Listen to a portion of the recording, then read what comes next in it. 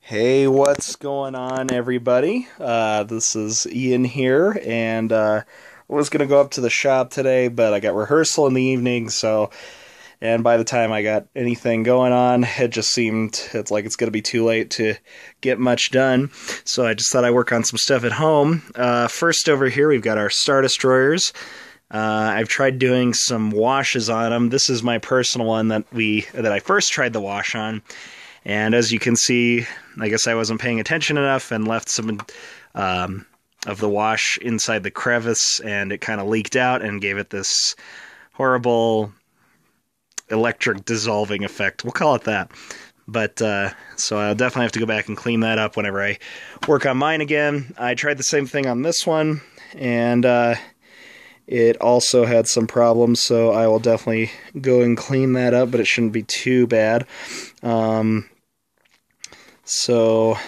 But the Aztecing, if you want to call it that, the little hull thingies, hull details, hull paints look pretty good.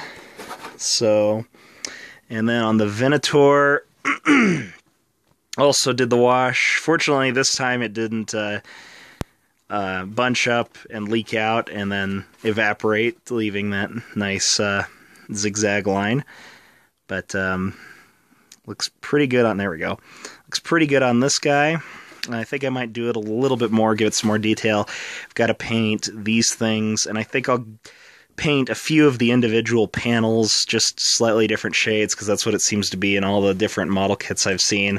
And every time I look at this, it looks wrong, or it just looks like it's missing something, and maybe that's what it is. There's the bridge and shield towers. I don't know if I complain. I think I cut it because I had to reshoot it, but anybody notice that this ship looks a little like a certain character in Star Wars that we were supposed to like and everyone ended up hating?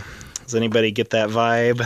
You know, long bill like this and two eye stalks up here, you know? Doesn't look like the old Jar Jar Binks there. Did Lucas try to shoehorn that in with his Republic Star Destroyer there? Did he specifically tell the designer, oh, well, just make it, you know, give it 2 towers and make it long, but cut it in there so, you know, it's got a bill, and then it's got little eye stalks. No, it's not Jar Jar Binks. No, it's different. Get away, money. Speaking of money, here's another thing to piss away money on. The V19 and the ARC 170, these are the snap fit kits, and they're pretty cool. I have to go back. I'm going to paint them, obviously. This, you know, pre-painted thing. I mean, I know they're for kids, and it's fine for that, but definitely want to go and do a different paint job and stuff like that. I'll have to get some decals for the Republic symbol. So, and you can either display it like this, or in the landed position, it has a base for that. A funny thing in directions I noticed is that they don't seem to ever get the ship right. See, in here they have it with the wings down, but the central wing up, and there it's the central wing down and the wings up. It's really weird.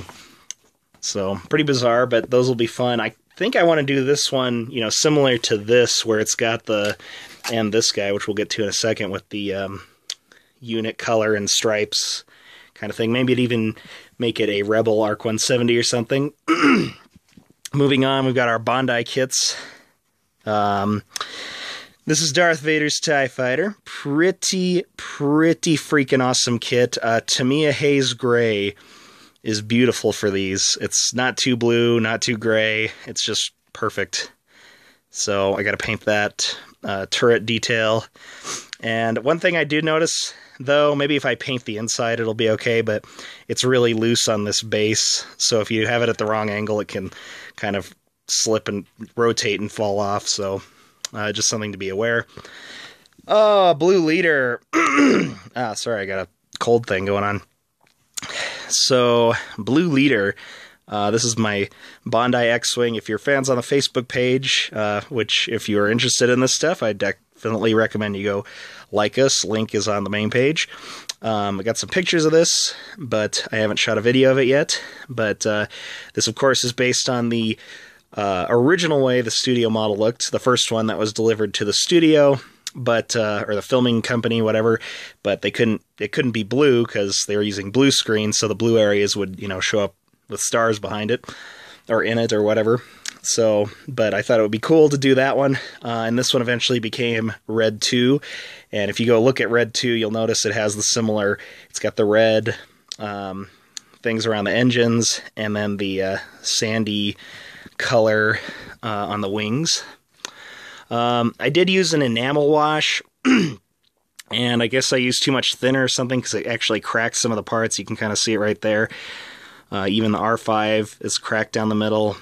All of the turret base area is cracked, so wasn't too happy about that, so I'll have to come up with a new wash method. I've researched into it since, but something to look out for. Too much enamel wash can... anything, it was stress. Anything that had stress on it from being snap fit was what cracked, so I guess it became really brittle, but yeah. I even replicated the little areas that look like they originally had tape, and they pulled the tape, and it left primer underneath. That's what they look like to me, because they're very specific. And it looks kind of like that way on the studio model. So, but yeah, my first, I don't know, studio model replicated paint scheme X-Wing. Pretty cool. And the Death Star tiles are awesome also.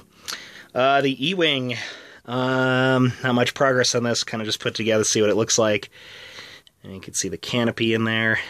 I'll probably base it on the X-Wing Minis paint scheme, so just some red and a few other details, but I'll do the, you know, red stripes and stuff like that. So, pretty neat. Little kit right there. Oh, I forgot about this guy. Republic gunship. Definitely excited to build that. I've always loved this ship. Something weird, though, it's like they kind of like retweaked the entire thing. I know they got rid of the ball turrets and they added this door, but it's like they made the missile launchers smaller and the wings got thinner and the body got fatter. And I know it's because it's the Clone Wars, but I don't know, it just seemed kind of weird that the redesign carried over into a realistic model, or, you know, realistic. And that's something interesting I wanted to mention about this, too. It's like, I think they used the same pilot, because I'm pretty sure he should be bigger in this. It seems a little bit large, so I wonder if they just used the same pilot. I'll have to compare it with this one and my ATTE model. Alright, Star Destroyer, and we've got a Death Star in progress after the Star Destroyers over there get built. So definitely looking forward to those. And I've got one more Venator and another Star Destroyer up at the shop. This I just got today. Got it off eBay. Pretty awesome. It's the old MPC A-Wing. And I was relieved to find out it actually had clear parts, because I had seen a review that had them where they were smoked, and that looked really weird. I figure the reason they did that was because the canopy frame is black, and I mean, it's kind of dark in there, but it just seemed weird to do it, and it was like really dark smoke, so I'm glad that's that way.